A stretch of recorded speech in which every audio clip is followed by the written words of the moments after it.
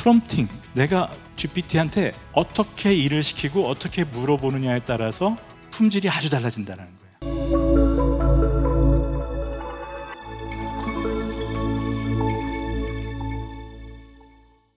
데이터 과학, 인공지능 이런 디지털 기술의 발달은 우리 삶을 참 많이 바꿔놨습니다.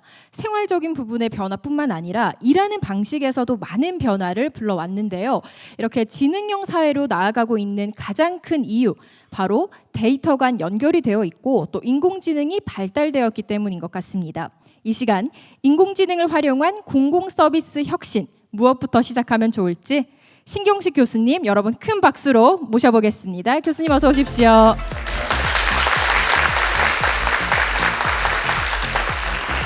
반갑습니다. 네, 반갑습니다. 네, 우리의 경쟁력을 좌우하는 21세기의 원유라고도 불리는 빅데이터 그리고 인공지능, 오늘 교수님 모시고 강연 청해 듣겠습니다. 여러분 큰 박수 부탁드립니다. 네, 여러분 안녕하세요. 반갑습니다. 저는 유아이대 경영대학의 신경식 교수라고 합니다. 여러분들 요즘 뭐 빅데이터, 인공지능 이런 얘기 너무 많이 들으시죠? 중요하다고 얘기하고 앞으로 이제 인공지능 모르면 경쟁력이 없을 거다 이렇게 또 얘기하고, 어떤 때는 조직에 대한 얘기도 하고 또 개인조차도 인공지능 잘 이해 못하면은 이제 굉장히 어려울 거다 뭐 이런 얘기도 합니다. 사실은 기회를 분명히 제공해주고 있는 건 맞는데 어떤 때 보면은 조금 그 위협으로도 느껴지죠. 이 기술 잘 이해가 안 가기도 하고 또 원리가 잘 이해가 안 가기도 하고, 그래서 오늘 제가 짧은 시간이지만 도대체 인공지능이라는 게 뭐고 어떻게 구축하고, 또 최근에 그 여러분들 챗 GPT 많이 써보셨죠? 소위 그 대화형 인공지능이라는 게 어떤 거고, 뭐 그런 게 더 중요한 게 아니라 도대체 나는 그럼 뭐부터 어떻게 시작해야 될지, 어떻게 시작해서 여기 참여할지, 그런 것들 한번 같이 생각해 보도록 그렇게 하겠습니다. 인공지능을 활용한 공공서비스 혁신, 무엇부터 시작할까? 지금 그러니까 시작 안 하셨어도 괜찮습니다. 이제부터 시작하시면 되는 그런 상황이다 이렇게 보시면 되겠습니다. 자, 인공지능이란 무엇일까? 최근에 이렇게 그 관심들이 많으시지만요, 사실은 인공지능에 대한 관심과 연구는 굉장히 오래전부터 시작이 됐습니다. 제일 먼저 인공지능이라는 용어가 나오기도 전에 한 1940년대 정도부터 생각하는 기계를 만들 수 있지 않을까? 뭐 대충 이런 생각을 했던 거예요. 그래서 그럼 기계가 생각한다는 건 도대체 뭔가? 기계가 사람을 따라하는 게 생각하는 건가? 아무튼 그런 여러 가지 의문들을 계속 던지면서 이제 연구가 시작이 됐죠. 그러다가 1950년대 중반, 1956년도에는 인공지능이라는 이름이 생기고 또 심지어는 국제학회까지 생겨서, 여기 지금 사진 보시면 그때 학술대회에 다 모인 사람들입니다. 이게 1956년도 얘기니까 어제 오늘 얘기가 아니죠. 인공지능은 최근에 연구된 거 아니에요? 그렇지 않습니다. 너무 오래전부터 사실은 관심이 많았던 거예요. 초기에 재밌는 거는 많은 논란들이 있었는데 그 중에 하나는 도대체 인공지능이라는 게 뭐냐는 거예요. 사람을 그대로 모사해서 만드는 게 인공지능인지, 아니면은 사람하고 생각하는 방식이나 일하는 방식은 다르지만 결과가 비슷하게 나오면은 인공지능인지, 뭐 이런 여러 가지 논란들이 있었고 또 많은 사람들이 이제 그 이야기들을 했었습니다. 재밌는 분이 한 분 계신데요. 이 튜링 박사, 튜링이라는 분이에요. 1950년대에 원래 수학자셨는데 1950년도면은 인공지능이라는 용어가 나오기도 전입니다. 그때 이미 기계도 생각하는 기계를 만들 수 있다, 이런 말씀도 많이 하시고, 그러면서 이제 그 논란에 참여하면서 인공지능이라는 게 뭐냐, 도대체 기계가 사고한다는 게 뭐냐, 뭐 이런 얘기 하시다가 뭐라고 얘기를 했냐면, 그런 이제 더 이상 그런 뭐가 인공지능이냐 그런 얘기 이제 그만하자. 인공지능이 만드는 게 중요한데 사실은 뭐가 인공지능이냐, 끝도 없는 논란 그만하고 내가 간단한 아이디어 하나 줄게. 뭐라고 그랬냐면, 여기 딱 봤을 때 만약에 인간처럼 생각한다는 것이 무엇인지에 대한 그 모호한 논의 같은 건 이제 그만하고, 어떤 시스템, 그러니까 그 인공지능이죠, 그 시스템이 다른 인간에 의해서 인간으로 오인될 정도로 대화할 수 있으면 그게 인공지능 아니냐, 이제 그런 얘기를 합니다. 그래서 소위 그 튜링 테스트라는 개념을 제시해요. 이거 아주 재밌는 테스트인데요. 뭐 이런 겁니다. 여러분들 그림 한번 보세요. 방이 이렇게 나눠져 있는 방이 있는데요. 요 가운데에 내가 있습니다. 왼쪽 방에는 인공지능이 있어요. 오른쪽 방에는 사람이 있습니다.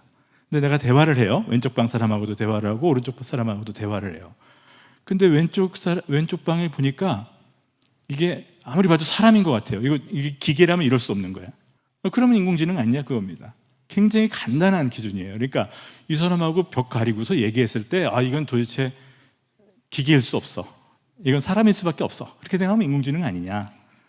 그렇게 해서 튜링 테스트라는 아주 재미있는 개념을 아주 간단하지만 비교적 유용한 그런 개념을 제시하면서 튜링 테스트를 통과하는 게 인공지능 아니냐. 먼저 이렇게 얘기를 했던 것입니다. 굉장히 오래전에 생긴 개념이지만 현대까지도 이 튜링 테스트를 통과하는 인공지능이 거의 없어요. 여러분들 GPT하고 대화해 보셨습니까? 예. 이거 사람 아니야? 이렇게 생각하십니까? 아니죠. 그 정도는 아니죠. 그죠? 예. 그렇지만 한편으로는 이거 엄청난데? 이런 느낌을 가지신 분도 아마 계실 거예요. 그래서 이런 아주 재밌는 사건이 있었는데 더 재밌는 거는 그 다음에 또 일어났어요. 한 1980년대에 이 튜링 테스트가 굉장히 오랫동안 이제 지배하고 있어요. 인공지능이라는 게 결국 이런 우리가 봤을 때 사람을 모사한 사람 같은 뭐 이런 것들을 하면 인공지능 아니야 이렇게 얘기했었는데 존설이라는 학자가 있어요. 이 사람은 뭐라고 얘기했냐면 중국어 방이라는 개념을 갖다 이야기합니다. 중국어 방, 자 여기 역시 또 그림을 한번 보시죠. 왼쪽에 방이 있어요. 이 방 안에는요 사람이 한 분 계시죠? 저분은 중국어를 전혀 못하는 사람이에요. 예, 근데 그 방 안에는 뭐가 있냐면 중국어 질문 리스트하고 또 답변 리스트가 이렇게 준비되어 있어요. 근데 방 밖에서 이 방 안에 있는 저 남자분이 중국어를 잘한다고 생각을 하고 질문을 합니다. 이분이 이제 중국어를 할 줄 아나 모르나 이제 테스트를 해요. 방 바깥에서 질문지를 갖다가 방 안으로다 이렇게 밀어 넣어요. 그러면 그 방 안에 있는 분이 그 질문지를 보고서 그 꼬부랑 글씨를 이렇게 매칭시켜서 우리 중국어 방 안에 있는 그 목록하고 대조를 해서 거기에 있는 답변을 그대로 그려가지고 방 밖으로 딱 이게 답안지입니다 하고 그 문제에 대해서 답안지를 갖다 이렇게 제시를 했던 거예요. 그러면 방 밖에서 보면 와, 이 안에 있는 사람 중국어 잘하는 사람이다. 내가 질문을 했는데 이렇게 답변을 보내주네. 근데 진짜 저 방 안에 있는 사람은 중국어를 할 줄 아는 사람일까요? 모르는 사람일까요? 예, 맞습니다. 존설이 그렇게 얘기했어요. 저 중국어 방을 봐라. 저렇게 해서 매칭시켜가지고 답을 보여준다고 해서 저 안에 있는 사람이 중국어를 한다고 할 수 없지 않느냐. 그러니까 튜링 테스트 사람 비슷하게 한다고 해서 그 인공지능이라고 말할 수 없다. 이렇게 주장을 하면서 논란이 또 붙습니다. 여러분들 어떻습니까? 튜링 말이 맞는 것 같습니까? 아니면 이 존설의 말이 맞는 것 같습니까? 예, 사실 존설이라는 사람은 이렇게 조금 전에 얘기한 대로 그냥 중국어라는 기호를 조작하는 것만으로도 진정한 지능을 가졌다고는 할 수 없다. 단지 중국어를 흉내내고 있을 뿐이다. 또 기계가 어떤 질문에 사람처럼 답한다고 해서 그게 지능의 유무를 판단하는 게 아니다. 이렇게 얘기를 해버립니다. 이런 것들이 다 지금 시사점을 주고 있는 것이 GPT도 한번 생각해 보세요. 중국어 방에 가깝습니까? 아니면 튜링에 가깝습니까? 예, 그래서 아무튼 그러면 이거 몇십 년 동안 연구를 했는데 인공지능은 도대체 뭐냐, 뭐 그런 논란이 많이 있었습니다. 근데 또 이런 또 반론이 또 나와요. 뭐냐? 그래, 저 방 안에 있는 사람은 중국어를 분명히 못해. 그 인정. 예, 그렇지만 어떻게 보면은 저 방 안에 있는 사람과 또 저 중국어 방을 더한 총체 또는 그 시스템, 그거는 그래도 중국어를 이해한다고 볼 수 있지 않겠느냐. 예, 그 좀 개념적인 말씀이지만 이 총체는 그렇지 않느냐, 이 시스템은. 그래서 우리가 지금 나오고 있는 인공지능들 생각해 보면요, 그런 개념들이 굉장히 많습니다. 그러니까 사실은 진짜 지능을 갖고 있는 건 아니다 이거죠. 하지만은 그 여러 가지 체계와 시스템이 소위 그 인간의 지능적 활동을 기계에 구현한 이제 그런 활동으로 이제 연결돼서 이제 인공지능이라고 보통 얘기한다. 이렇게 보면 될 것 같습니다. 인공지능에 대한 정의는 그래서 굉장히 많이 있었어요. 뭐 다양한 정의가 있었습니다. 인공지능은 사람이 했을 경우에 어떤 지능이 요구되는 일을 기계가 하는 것이 바로 인공지능이다부터 시작해가지고 여러 가지 형태의 정의들이 많이 있었지만은 아무튼 그런 다양한 정의들이 있었지만은 그래도 그냥 일반적인 정의를 말씀드린다면은 인간의 지능적 활동을 기계나 컴퓨터에 구현하는 이제 그런 공학이다, 이렇게 보시면 될 것 같습니다. 그럼 인공지능은 어떻게 구축하나? 자, 여러분들 인공지능이라는 것이 어제 오늘이 아니라 벌써 몇십 년 전부터 연구됐다는 걸 아시겠죠? 인공지능 만들고자 하는 시도는 어제 오늘 얘기가 아닙니다. 50년대, 60년대부터 엄청나게 일어났어요. 그때도 그 학문적 호기심에서도 그렇지만 사실 잘만 만들어서 구현을 하면요, 그때도 또 부가가치가 굉장히 높을 수 있어요. 그렇죠? 전문가의 지식을 만약에 시스템으로다가 그대로 복제해가지고 활용한다 그러면 굉장히 가치가 있을 수 있잖아요. 그러니까 관심이 굉장히 많았단 말입니다. 인공지능 만드는 방법이라는 것이 굉장히 많은 시도들이 있어 왔어요. 근데 그 중에 우리가 사실은 새로운 지식을 찾아내고 문제를 해결하는 방법은 크게 보면 어떤 연역적인 접근과 귀납적인 접근이 있어요. 뭐 연역이라는 거는 이미 우리가 알고 있는 이론이나 지식에 기반해서 문제를 해결하는, 추론을 통해서 이제 그런 접근이에요. 인공지능 만드는 것도 마찬가지입니다. 제일 먼저 한번 생각해 볼 거는 시스템에다가 우리가 알고 있는 지식을 저장하는 거예요. 그런 다음에 우리가 질문하면 답할 수 있도록, 뭐 예를 들면 A는 B다, B면 C다, 이런 질문, 이런 지식을 두 개를 집어넣었다고 생각하면 인공지능으로 우리가 만약에 질문을 하면 A는 B니? 그러면 참값, 이렇게 답을 줄 수 있잖아요. 게다가 지식을 두 개를 집어넣었을 때 A는 B다, B는 C다 두 개 집어넣으면 두 개만 답할 수 있는 게 아니라 A는 C다, 추론을 통해서 그 두 개 이상도 답을 할 수 있거든요. 자, 이런 식으로 우리가 이미 알고 있는 지식을 시스템에다 집어넣어서 만드는 인공지능도 있을 수 있어요. 네, 그런데 그게 이미 뭐 80년대, 70년대에 이미 시도가 됐지만 실패로 돌아갔어요. 왜냐? 사실 지식을 A면 B다, 뭐 C면 F다, 이렇게 규칙으로 표현하는 것 자체가 너무 어려운 거예요. 뭐 예를 들면은 개하고 고양이가 어떻게 생겼는지를 알아맞히는 인공지능을 만들려고 했어요. 그러면 어떻게 생기면 개다, 어떻게 생기면 고양이다, 이 지식을 연역적으로 넣어야 되잖아요, 시스템에.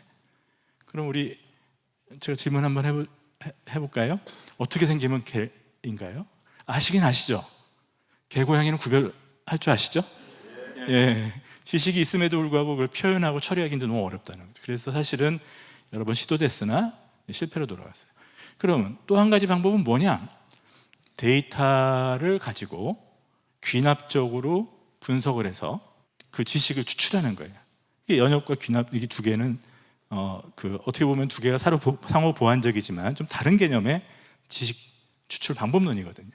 그러면 데이터를, 개별 사례들에 대한 관찰을 통해서 일반적인 결론을 도출하는, 먼저 이런 접근이 귀납이라고 볼 수가 있는데, 자, 우리 요즘 빅데이터 한번 생각해 보시면 빅데이터를 어떻게 합니까? 기계로다가 학습해서 인공지능을 만들잖아요. 이게 바로 귀납적인 접근을 하는 거죠.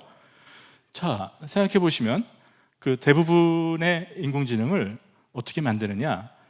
그래, 이렇게 생기면 개야, 이렇게 생기면 고양이야, 이런 식으로 연역으로 접근해 가지고 만드는 것이 아니라 지금 보시는 것 같이 개 사진 10만 장, 고양이 사진 10만 장, 이거를 인공신경망 같이 기계학습 알고리즘에다가 데이터를 집어넣어서 학습을 시킵니다. 자, 이렇게 생기면 개다, 나 어떻게 생기면 개라고 말 못해, 그러나 사진 봐, 이렇게 생기면 개야, 이렇게 생기면 고양이야, 이렇게 학습을 시키는 거죠. 빅데이터를 기계로 학습해서 인공지능을 만든다. 지금 최근에 그 성공들은 거의 대부분 이런 귀납에 기반한 빅데이터를 기계로 학습시켜서 만든 인공지능들이다. 빅데이터가 뭐 데이터 분석해서 그래프나 그리고 뭐 이거로 중요한 줄 알았더니 그게 아니에요. 사실은 인공지능의 굉장히 중요한 원천이 된다. 그래서 사실 빅데이터와 인공지능은 같이 쫓아다니는 개념이다, 이렇게 보시면 될 것 같습니다. 그래서 이렇게 해서 만드는 거죠. 그러다가 2016년쯤에 굉장히 또 기념비적인 사건이 일어나는데 그게 바로 알파고였죠.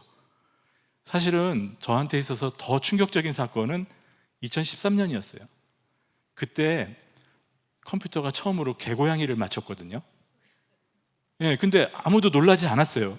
그 2013년만 해도 정보화가 굉장히 진행된 상태였는데 일반인들이 생각할 때는 아니 컴퓨터가 개고양이도 못 맞춰? 원래 맞추는 거 아니었어? 대충 그렇게 생각해서 뉴스가 안 됐어요. 근데 이건 어마어마한 사건이었거든요. 사실 귀납으로 그 기계학습을 해서 근데 이제 16년도에는 사실 그 바둑은 19줄 그 굉장히 컴퓨테이셔널 영역이거든요. 근데 사람들은 생각하기에 저건 선의 영역이잖아요. 그죠? 동양의 철학이잖아요. 이게 사람 거의 입신의 경지 막 우리가 이렇게 표현했잖아요. 그거를 인공지능 컴퓨터가 이겨버리니까 임팩이 훨씬 더 컸던 것 같아요.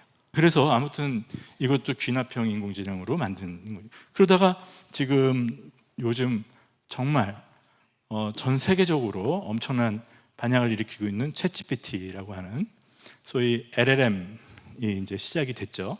이게 나온 지 사실 몇 년 안 됐습니다. 22년, 23년 원년을 22년으로 보기도 하고 3년으로 보기도 하고 지금 우리가 4년이잖아요.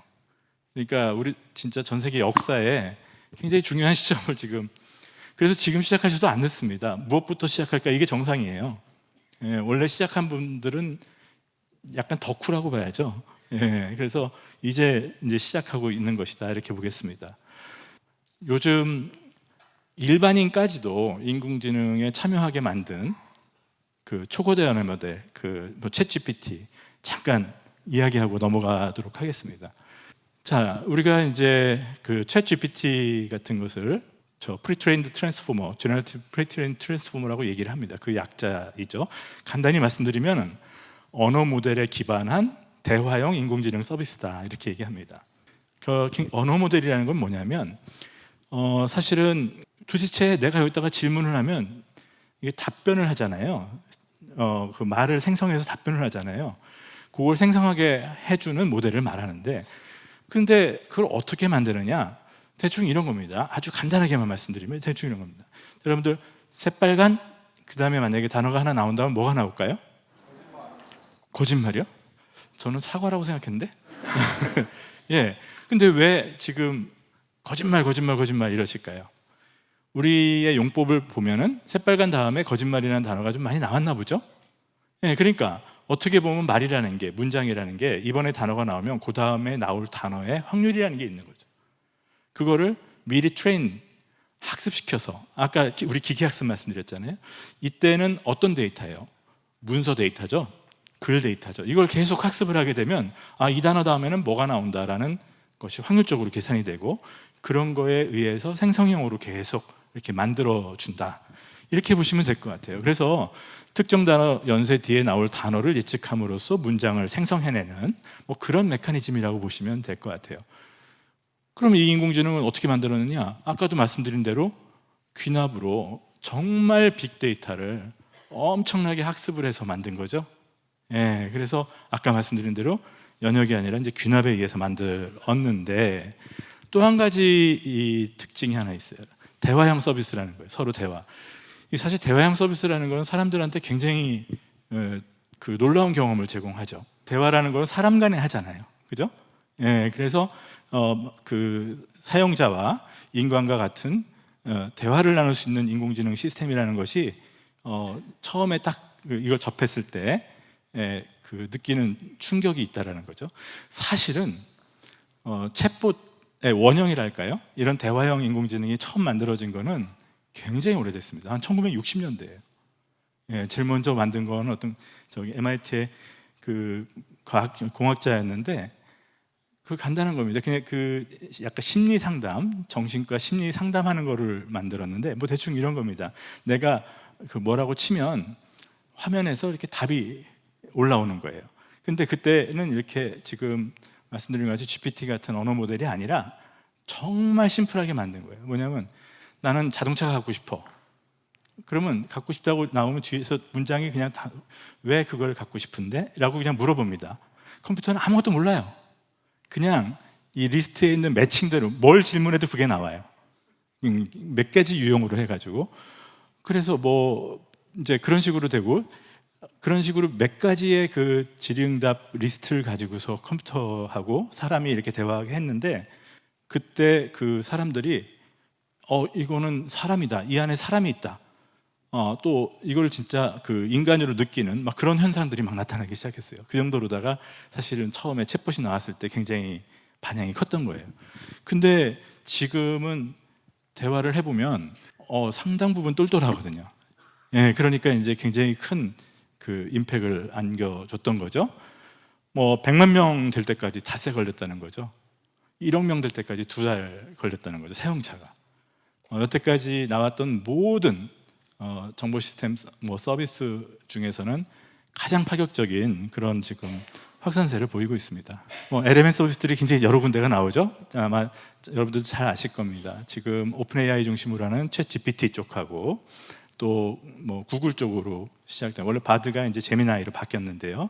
또 메타 쪽에서도 라마라고 하는 이런 여러 가지 언어 모델들이 나와서 지금 사실은 보이지 않는, 뭐 보이죠? 보이는 어마어마한 전쟁을 지금 하고 있는 거죠. 이게 LLM 모델이 문제가 향후에 어떤 인프라로 작동할 것이라는 거거든요. 예, 그래서 이 인프라 위에서 상당히 많은 서비스들이 개발되고 활용될 거기 때문에 그 인프라 패권을 누가 지느냐, 이건 보통 문제가 아니죠. 예, 그래서 이제 이런 전쟁들이 일어나고 있는 거고요. GPT에 대해서 조금 더 알아본다면, 제가 강의할 때 이렇게 좀 여쭤보면 생각보다 아마 여기는 안 그럴 거라고 생각하는데, 그 사용해 보신 분 여쭤보면은 절반이 될까 말까 하고요, 보통. 그 다음에 업무에 사용해 보신 분 그러면 뚝 떨어져요. 예, 그래서 이걸 업무에 내가 상시적으로 사용하시는 분 그렇게 되면은 10% 이하로 많이 떨어지던데, 여기는 안 그러시겠죠? 그거 잘 모르겠어요. 예, 근데 그거는 하나도 이상할 게 없는 겁니다. 평균적으로 보통 그렇습니다. 여기 그 GPT 같은 경우는 뭐 3.5하고 4가 있다는 건 아실 거고, 4는 심지어는 지금 유료 버전으로 서비스가 되고 있죠. 특징을 한번 이제 써보신 분들은 너무 잘 아시는 거지만, 안 써보신 분들은 잘 설명드려도 잘 이해가 잘 안 될 수가 있는데, 예, 뭐 이런 겁니다. 뭐 사용자 질문에 대해 답변하는 형태, 아까 대화형이라고 말씀을 드렸고, 사용자가 대화에서 이렇게 말을 하면은 앞에 있던 거를 갖다가 뭐 좀 기억하기도 하고, 또 수정 그 요청에 이제 대응해 주기도 하고요. 또 심지어는 GPT한테 뭐 이것저것 요구하거나 물어봤을 때 거절하기도 하고, 뭐 예를 들면 나 자살하는 법을 알려줘, 그럼 거절합니다. 예, 그런 식으로 뭐 이런 것도 들어가 있고, 또 사람같이 답변은 하는데 가만히 보면은 의미를 이해하는 것 같기도 하고 아닌 것 같기도 하고, 특히 초기에는 아닌 것 같다라는 느낌이 많이 있었죠. 초기에는 아까 우리 중국어 방 기억나시죠? 사실은 중국어 방 같은 느낌이 있는 거죠. 한계가 있기는 하지만은 그 예전에 그 대화를 하게 되면 위에 있는 대화 내용, 제가 여기서 한계라는 것은 용량이 있거든요. 그 넘어가면 점점 이게 이제 없어집니다. 그래서 그런 것들이 있지만 대화 내용을 기억하고요. 초기 제일 문제가 됐던 게 뭐냐면, 오답임에도 사실처럼 그럴듯하게 말하는 현상이 많이 봤어요. 예, 이런 것들이 정말 깜짝 놀라게 하는, 그래서 심지어는 이 그 GPT의 유용성에 대한 의심을 가지게 하는 그런 사건들도 많이 있었고요. 또 편향된 정보를 그 제공할 가능성이 있다. 그래서 논란의 여지가 많은 그 질문은 또 그거에 대한 답변은 그렇게 신뢰하지 않는 게 좋다. 뭐 그런 얘기들이 많이 있습니다. 초기 나왔을 때 이걸 좀 보니까 이제 학습을 하잖아요.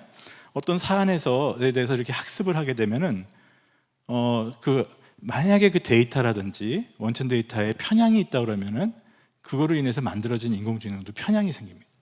한국어는 조금 약하다. 왜냐하면 GPT 같은 경우에 그 학습용 데이터 중에 한국어 비중은 굉장히 낮거든요. 예, 그러다 보니까 상대적으로 좀 약하다. 뭐 이런 정도 특징들이 좀 있었습니다. 저는 개인적으로 나오자마자 사고, 또 유료화 되자마자 또 가입을 했는데, 처음에 이게 지금 그 챗GPT의 하이퍼 사이클, 그러니까 이거 보통 새로운 기술이 들어오면 이런 그 과정을 겪는데요. 제일 먼저는 이제 기술이 처음에 트리거가 되죠. 들어오면 신기해서 이제 쓰기 시작합니다. 그러다가 이제 초기 단계에서는 기대의 정점으로 올라가요. 와, 이거 제가 느꼈던 게 바로 그겁니다. 와, 이거 어마어마한데, 이거 옛날에 챗봇하고는 게임이 안 되는 거예요. 예, 그래서 기대가 엄청나게 높아졌다가 푹 떨어지죠. 환멸의 계곡이라고 하는데, 예, 왜 그러냐면 이게 할루시네이션, 조금 전에 제가 말씀드린 대로, 아니 모르면 모른다고 해야 되는데 뭘 질문을 하면 그럴듯하게 거짓말을 스스럼 없이 쫙 한단 말이죠. 이게 할루시네이션이라는 게 굉장히 큰 문제인데, 제 오른쪽에 여기 그 그림 한번 보시면요, 논문 쓰려고 할 때 보통 그 사전 연구 같은 거 많이 이렇게 탐색하잖아요. 그래서 제가 그거 그거 되게 무지 귀찮거든요. 그래가지고 GPT한테 시켜봤어요. 야, 내가 지금 딥러닝을 활용해서 가짜 뉴스를 디텍트하는 탐색하는 연구를 하려고 하는데 그거와 관련된 사전 연구 앞에 논문들을 한번 좀 검색해달라고, 레퍼런스를 검색해달라고 그랬더니 네! 그러더니 그냥 오른쪽 보세요. 기가 막히게 쫙 찾아왔어요. 그래서 제가 어마어마하게 감동했죠. 야, 이건 논문 쓰는 시간을 갖다가 거의 한 3분의 1로 줄여주겠구나. 그래서 이제 찾아봤거든요. 저거 다 가짜예요. 한두 개도 아니고 수십 개 다 가짜, 다 가짜. 그러니까 사람 힘들어 가짜고 논문 제목도 가짜고. 그래서 이런 현상들이 있었다는 거죠. 사실 지금 오픈AI의 GPT 같은 경우에도 저런 현상들, 할루시네이션 같은 거를 갖다가 어떻게 줄일 것이냐, 그거에 사활을 걸고 있죠. 굉장히 많이 지금은 그 3.5 버전에 비해서 훨씬 줄어들었는데 그래도 여전히 조금 존재는 한다. 거꾸로 얘기하면 쓰실 때 이건 늘 염두에 조금씩은 두셔야 된다, 그런 얘기죠. 자, 그러다가 그래서 환멸의 계곡으로 떨어졌다가 지금은 저는 계몽의 구간을 지나고 있습니다. 그건 뭐냐면 유용성이 확인이 되고 그 다음에 물론 아직 부족함이 있지만 이거는 분명히 내가 익혀서 활용했을 때 정말 유용하겠구나, 그걸 확신하는 단계로 지금 이제 넘어가고 있는 그런 페이즈다, 이렇게 보시면 될 것 같아요. 개인마다 지금 좀 틀리시겠지만 그렇게 되게 된 굉장히 중요한 게 뭐였냐면요, 보통 우리가 단어의 확률만 가지고 요 다음 단어가 뭐가 나올까 이것만 가지고서 체계적이고 논리적인 답이 나오진 않거든요. 아니 아까 새빨간 거짓말 그것만 가지고는 할 수가 없는 거거든요. 굉장히 중요한 게 그 추론 같은 게 굉장히 중요합니다. 논리적인 추론, 이런 것들이 해야지 질문에 대해서 논리적인 답변이 제시가 될 수가 있는데 GPT-4로 넘어가면서부터는 이 추론 같은 것이 굉장히 능력이 이제 좋아지고 있어요. 이거 제가 직접 한번 풀어본 거예요. 그냥 이런 겁니다. 저는 다음 주에 미팅 한번, 출장 한번, 병원 방문 한 번을 해야 됩니다. 근데 다음을 고려해서 일정 계획을 짜주세요. 참고로 하루에 한 가지 일만 할 거야, 나는. 그런데 미팅은 월요일 또는 화요일만 가능하고, 출장은 화요일 또는 수요일 또는 목요일 가능하고, 병원 방문은 금요일만 가능하다. 그런데 이걸 아무튼 이걸 가지고서 내 스케줄 대안을 한번 짜서 표로 쫙 보여달라, 이렇게 보낸 거예요. 이거는 새빨간 거짓말, 그 단어 확률만 갖고는 풀 수 없는 문제입니다. 추론 능력이 있어야 되는 거죠. 근데 이렇게 쫙 풀어주죠. 그래서 제 말씀은 분명히 처음에 한번 들어가서 GPT를 사용해 보니까 여러 가지 경로로 이거는 재미로는 쓸 수 있지만 일로는 못 써, 이렇게 생각하신 분이 있다면 최근에 다시 접속하셔서 조금 더 해보시면 다른 경험을 하시게 될 수도 있어요. 점점 바뀌고 있다는 거, 그런 말씀 드리고 싶어요. 또 한 가지 굉장히 중요한 포인트가 있는데, 여러분들 요즘 굉장히 많이 나오는 단어가 프롬프트 엔지니어링, 프롬프팅이라는 말이 나옵니다. 여러분들 프롬프팅이 뭘까요? 입력창에다가 글을 쓰는 행위를 말해요. 그러니까 쉽게 말해서 LLM과 대화하는 스킬을 말하는 겁니다. 그 프롬프팅, 내가 GPT한테 어떻게 일을 시키고 어떻게 물어보느냐에 따라서 품질이 아주 달라진다는 거예요. 그래서 지금 프롬프팅 엔지니어가 좀 중요하다, 그런 얘기를 많이 하고 있는 거예요. 근데 제가 보기에는 엔지니어까지 채용할 필요까지는 없는 것 같고, 오늘 그냥 한 10분 정도 들으시면 그걸 그냥 염두에 두시면 성과가 확 달라지실 겁니다. 그 말씀 나온 김에 LLM 활용 전략을 조직 차원과 개인 차원에서 조금 좀 말씀을 드리려고 해요. 일단은 어떤 조직에서 또는 어떤 개인이 LLM을 그야말로 나의 에이전트로, 나의 비서로 잘 써서, 또 우리 조직의 비서로 잘 써서 성과를 내겠다라고 생각했을 때 제일 먼저 비용 안 들이고 생각해 볼 수 있는 거는 조금 전에 말씀드린 것 같은 프롬프트 엔지니어링을 강화하는 겁니다. 프롬프팅이라는 것은 특정 작업을 수행하도록 생성형 AI에 요청하는 자연어 텍스트를 말해요. 근데 그냥 내 기분대로 얘기하는 게 아니라 몇 가지 룰 오브 썸을 지키면서 질문하고 또 답을 유도해내면 훨씬 더 좋은 성과로 답이 나온다, 그런 뜻입니다. 그래서 프롬프트 엔지니어링은 생성형 AI 솔루션에 접근해서 원하는 결과를 생성하는 프로세스를 우리가 이제 지칭한다, 이렇게 보시면 되겠습니다. 한마디로 LLM을 잘 사용하는, 이제 LLM은 뭐 GPT다, 제미나이다 이런 것들의 통칭이라고 보시면 되겠는데 비슷해요.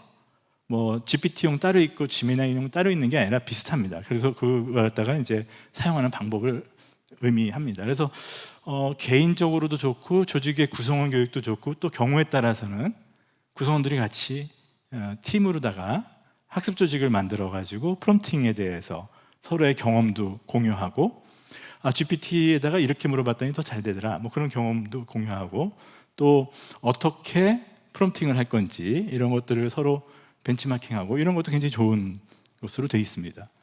두 번째는요, 지금 LLM은 굉장히 일반적인 거잖아요. 이건 이제 조직 차원의 문제인데, 어떤 조직이 만약에, 그러니까 지금 우리가 학습한 데이터들은 웹상에 있는 일반적인 데이터거든요. 근데 우리 회사 또는 우리 조직, 우리 기관 고유의 주요 내용들은 거기에 학습에 들어가 있질 않죠. 당연히 우리 조직과 관련된 전문적인 일은 잘 못하는 게 당연하잖아요.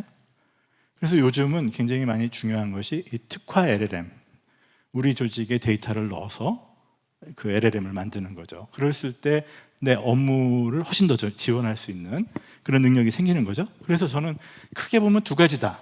하나는 개인들이 프롬프팅 잘하는 거 조금만 연구한다. 두 번째, 혹시 사정이 되면 우리 조직의 LLM으로 커스터마이즈 하는 것을 고려한다. 이 두 가지가 사실은 인공지능에 참여하는 가장 중요한 두 가지 접근이다, 이렇게 보시면 될 것 같습니다.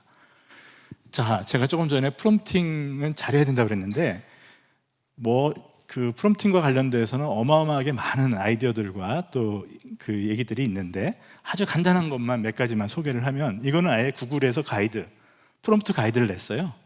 예, 이런 가이드를 가지고서 프롬프팅을 써봐라 하고 이제 냈는데, 네 가지 주요 요소를 포함하라 이렇게 되어 있습니다. 첫 번째는 페르소나입니다. 역할, 이런 겁니다. 당신은 인사 책임자이다. 근데 이번에 인사 책임자로서 당신은 무슨 일을 해야 되는데, 이제 이런 식으로 그 사람의 역할이라든지 롤 같은 걸 갖다가 제시를 해주면 GPT가 답을 잘한다는 겁니다. 그래서 이 페르소나를 정해라. 두 번째, 과업, 어떤 일을 수행해야 될지 명확하게 서술해라. 세 번째, 맥락을 알려주면 좋다. 자, 요번에 이제 필요한 배경 정보 이런 것들이 제공되면 답이 훨씬 더 품질이 좋아진다. 이제 그런 얘기고요. 마지막으로는 포맷, 어떤 형식으로다가 답을 할지에 대한 형식을 좀 이렇게 가이드를 해라. 예를 들면 이런 겁니다. 여기 한 예시를 제가 하나 불러볼게요. 자, 인사관리 관점에서 이런 일이 있는 겁니다. 자, 페르소나 인사관리자고요. 과업은 뭐냐면 신규 직원한테 환영하는 이메일을 한번 써봐라. 그 맥락은 뭐냐면 새로운 팀원들이 지금 입사를 했어요. 그래서 새로 그 환영하는 메일도 쓸 겸, 그 다음에 형식, 환영 메시지뿐만이 아니라 팀도 소개하고 다음 단계 안내까지를 포함하는 메일을 한번 써봐라 라고 만약에 이제 과업을 주고 싶으면 이렇게 쓰는 겁니다. 당신은 인사관리자입니다. 지난주에 신입사원이 입사해서 팀에 배치되었습니다. 새로운 팀원에게 환영 이메일을 작성해 주세요. 환영 메시지, 팀 소개, 다음 단계에 대한 안내를 포함해 주세요. 자, 그냥 평이한 문장 같지만 저 안에는 페르소나가 있고, 그 다음에 과업이 있고, 맥락을 제공하고 있어요. 그죠? 그리고 형식을 제공하고 있어요. 이런 룰을 지키면 생각했던 것보다 답이 똘똘하게 나올걸? 뭐 그런 얘기입니다. 이 책 굳이 읽으실 필요 없습니다. 이게 답니다. 이거 외에도 굉장히 많은 팁들이 많이 제공되고 있습니다. 뭐 이런 얘기도 합니다. 또 다른 사람은 이렇게도 지금 얘기합니다. 포함돼야 될 6가지 요소가 있다. 하나는 과업, 이건 꼭 있어야 되겠죠. 무슨 일을 해라. 그 다음에 맥락, 역시 마찬가지예요. 페르소나, 이거 겹치죠. 마찬가지죠. 근데 예시, 자, GPT한테 예를 들어서 내가 지금 원하는 산출물에 예시 같은 걸 갖다 이렇게 준다. 하나를 주면은 뭐 원샷이고요. 뭐 만약에 여러 개 주면 퓨샷 러닝을 시켜주는 거예요. 이게 내가 기대하는 산출물을 얻을 수 있는 굉장히 중요한 방법이다. 이렇게 얘기합니다. 또 형식, 또 어조도요. 어조를 어떻게 하느냐에 따라서 내가 생성하고 싶은 문장을 이 어조를 또 따라서 반영을 할 수가 있고, 뭐 이렇다. 이런 가이드라인을 얘기합니다. 또 다른 가이드라인도 많이 있습니다. 자, 만약에 내가 가능하다면 한국어 프롬프트를 쓰는 거하고 영어 프롬프트를 쓰는 거하고 어떤 게 더 낫냐? 뭐 이왕이면은 영어가 조금 더 나을 수 있다. 지금 뭐 조금 복잡한 얘기지만 이 안에서는 우리가 이제 캐퍼시티 같은 걸 토큰으로 얘기를 하는데 우리 한국어가 영어보다는 조금 토큰에 있어서는 조금 불리합니다. 그래서 많은 정보를 담기에는 영어가 더 나을 수도 있고, 또 아까도 말씀드린 대로 GPT-4 과거 거 같은 경우는 학습 데이터가 아무래도 영어가 많고요. 그래서 사실은 한글로 쓰는 거하고 영어로 쓰는 거하고 영어로 쓴 다음에 한글로 번역하는 거 여러 대안이 있는데 뭐 경우에 따라서 영어가 조금 더 유리할 수도 있다. 그러나 만약에 한국어의 뉘앙스가 굉장히 중요한 뭐 글쓰기라든지 또 한국적 상황과 관련된 여러 가지 질문에 대해서는 오히려 한국어가 낫다. 뭐 이제 이런 의견도 있고요. 또 나는 질문하고 그 다음에 챗GPT는 꼭 답변만 하게 하느냐? 그런 게 아니라 심지어는 챗GPT한테 나한테 여기에 필요한 요소가 뭔지 물어보도록 해서 어떻게 보면 대화형으로 가져갈 때 GPT가 훨씬 더 이해를 해서 성과를 훨씬 더 잘 낸다. 또 아주 구체적으로 프롬프팅 하는 게 좋은지 지금 보면은 제가 앞에서 보면은 그냥 뭐 해줘 이렇게 하는 게 아니라 너는 누구다, 맥락은 이렇다, 형식은 이렇게 내라, 어떻게 보면 좀 구체적으로 프롬프팅 하라고 얘기하고 있잖아요. 그래서 나는 진짜 원샷으로 어마어마하게 좋은 답변을 얻기 위해서 엄청나게 많은 정보를 갖다가 집어넣었다. 그게 꼭 좋냐? 꼭 그렇지도 않다는 거예요.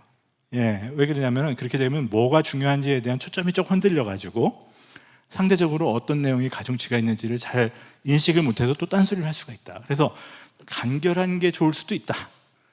또 완결성 있는 프롬프트 템플릿이 더 좋을까? 아니면 무슨 말씀이냐면 질문이 있는데 복잡한 질문이 있어요. 한꺼번에 원샷으로 물어보는 게 나을까? 아니면 단계적으로 좀 잘라서 이렇게 물어보는 게 나을까? 자르는 게 낫다. 뭐 이제 그런 의견도 있고 그렇습니다. 또 기타 이거 외에도 GPT를 혼내는 게 좋은가? 아니면은 GPT 요즘 너 피곤하지? 자꾸 대화하다 보면 사람 같거든요. 너무 미안한데 자꾸 일 시켜서 미안한데 그 시간이 뭐 힘들겠지만 이 답을 해줄래? 뭐 이런 식으로 하면 성과가 좋을까요? 나쁠까요? 언뜻 보면은 친절해서 좋을 것 같지만 그거 안 좋다 또 이렇게 돼 있습니다. 얘가 또 왜 이러지? 이렇게 생각한다는 거죠.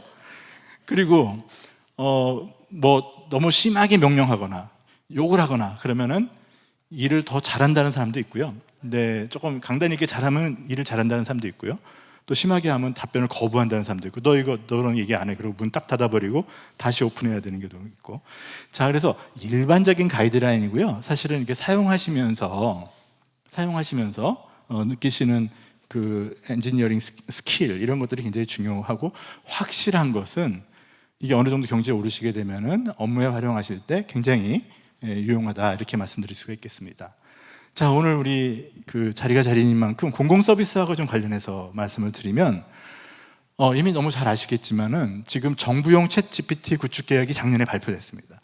사실 정부용이랑 아까 제가 말씀드렸잖아요. GPT 잘하는 방법은 두 개밖에 없어요. 프롬프트 엔지니어링 잘하는 거, 또 하나는 뭐죠? 특화형 만드는 거. 근데 우리나라에서 어떻게 보면 세계 최초로 선언은 된 것 같아요. 우리 국가 정부용, 우리 정부 데이터 같은 것들은 여기 학습이 안 돼 있잖아요. 근데 이거를 커스터마이즈해서 여러 가지 분야에다가 사용할 수 있는 챗GPT를 만드는 것을 이제 발표가 됐고, 지금 여러 가지 행자부에서도 그렇고 이렇게 파일러팅을 지금 하고 있습니다.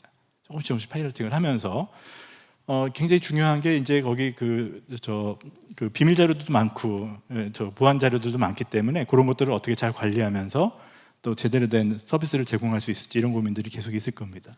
그 다음에 이런 또 이 초고대 AI를 갖다가 어떻게 사용할지, 어느 분야에 사용할지 이런 거에 대한 또 가이드라인 같은 것이 이미 수립이 돼서 지금 배포되고 있죠. 아마 이미 많이 받아보신 분들 계실 것 같아요. 이 GPT가 지금 우리가 그냥 그 개인적으로 사용하는 게 문제가 아니라 만약에 공공 서비스에 사용된다고 하면 아직까지는 별로 없지만 상당히 앞으로 풀어야 될 문제도 많지만 그 유용성은 높다고 보겠습니다. 제일 먼저는 대고객 서비스를 GPT를 일부 적용해 주는 거죠.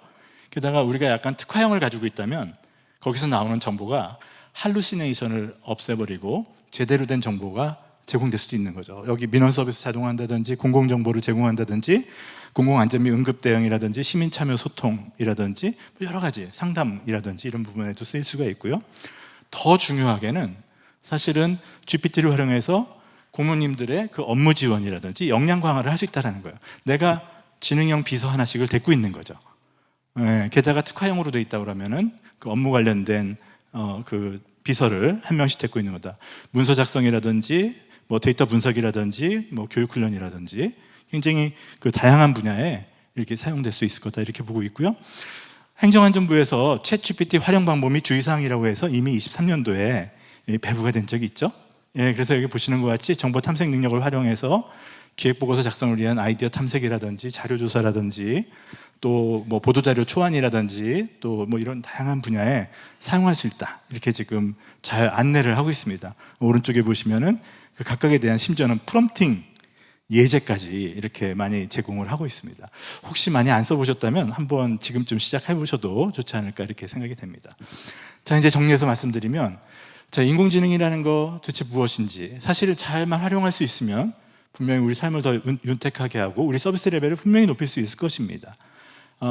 그런데 그러기 위해서는 조금 전에 보신 것 같이 인공지능에 대한 기본적인 이해, 이게 인공지능이 할 수 있는 게 뭐고 할 수 없는 게 뭐고 뭐가 장점이고 어떻게 구축되고 뭐 이런 기대가 있죠.